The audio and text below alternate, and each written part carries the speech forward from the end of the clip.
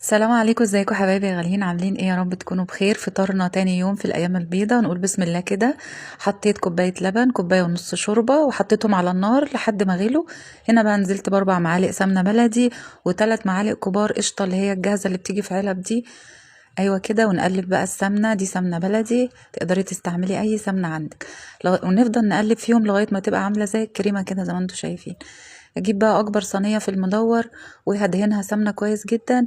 ونجيب بقى التشريبه اللي احنا سخناها اللي هي اللبن والشوربه. تمام. ونفضل بقى نسقي الرقاق من كل اتجاه كده. ونجيب الصينيه اللي دهناها ونحط راق راق وندهن بين كل راق والتاني. ايه الخلطه اللي احنا عملناها؟ عايزه اقول لكم يا جماعه، صينيه رقاق في حته تانية. والله العظيم ربنا يتقبل منا ومنكم الايام دي ان شاء الله باذن الله صالح الأعمال. عايزة أقول لكم صينية رقاق تحفة التحفة، خطيرة خطيرة يا جماعة، يا حلاوتك يا جمالك. بصوا بقى، أنا حطيت 4 رقات تحت وهنحط 4 رقات فوق، يعني 4 ورقات رقاق تحت. وبعد كده ننزل باللحمة. اللحمة دي متعصجة. أنا ضربت في الكبة طماطماية وبصلاية كبيرة، وضربتهم في الكبة. وبعد كده نزلت بيهم على اللحمة، ونزلت بمعلقة سمنة بلدي، ونزلت ببهارات لحمة وفلفل أسمر. ولما اللحمة لونها اتغير نزلت بالملح بتاعي. بعد اللحمة بقى نبتدي نعمل نفس الموضوع، 4 رقات فوق، وبين كل راق وراق ندهن من القشطة والسمنة. عايزة اقول لكم هتاكلي صينية رقاق ما كلتهاش في حياتك بجد، فلاحي فلاحي اصلي. بعد ما خلصنا بقى صينية الرقاق كده ندهن كده، نحط بقى من التشريبة كده من الجناب عشان ما تطلعش ناشفة معانا.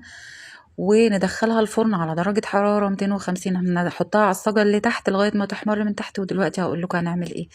دي بقى لفة قمر الدين، لقيتها عندي بقى من السنة اللي فاتت. هنطلع بقى يا جماعة اليومين دول كل الحاجات بتاعت السنة اللي فاتت ونستعملها، علشان خلاص رمضان على الأبواب، عشان نخلص بقى الحاجة اللي عندنا علشان نجيب بقى جديد ان شاء الله بإذن الله. بصوا بقى، طلعتها بقى لما لقيتها احمرت من الطروف كده، طلعتها وقلبتها على الوش التاني. وحطيت برضو شوية من التشريبة في الحروف بس، ودخلتها الفرن تاني على الصاجة اللي تحت. بس كده. تعالوا بقى، بعد ما القمر الدين دب معايا في المية كويس جدا، نزلت بقى بالسكر.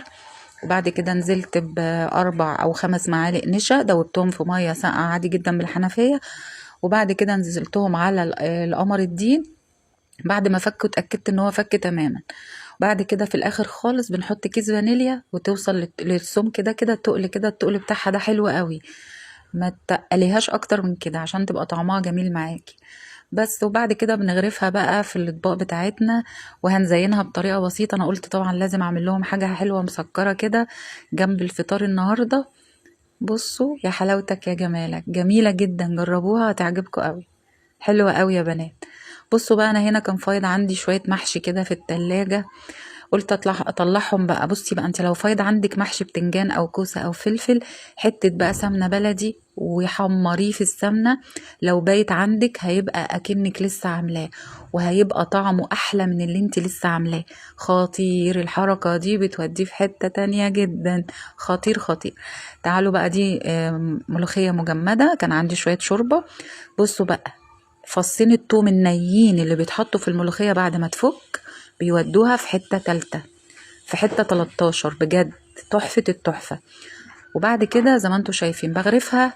وبعد كده بنزل بالطشة بتاعتي واحط بقية الطشة على بقية الملوخية.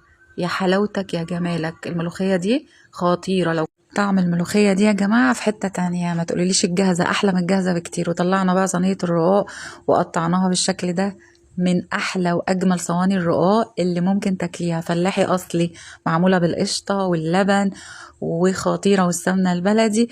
يعني مش عايزة أقول لكم، بصوا شكل الرقاق بيتكلم عن نفسه، جربوها بطريقتي هتعجبكم جدا. عملت كمان عصير مانجا، وعملت كمان بلح باللبن. انا بليت البلح دوت في ميه لحد قبل المغرب كده ب10 دقايق. حطيت له اللبن والسكر وحطيته في التلاجة. وده شكل الفطار بتاعنا. بصوا الرقاق يا جماعه بيتكلم عن نفسه. وكان عندي فايض، عندي حتتين فراخ كده وشويه مخلل وعيش بقى مقمر وشويه ورق عنب فايضين، والمهلبيه المستويه العسليه. خطيرة، جربوها يا جماعة هتعجبكم جدا، لازم بعد الفطار كده. يا رب الفيديو يكون عجبكم. لو عجبك الفيديو ما تنسيش تدعميني بلايك.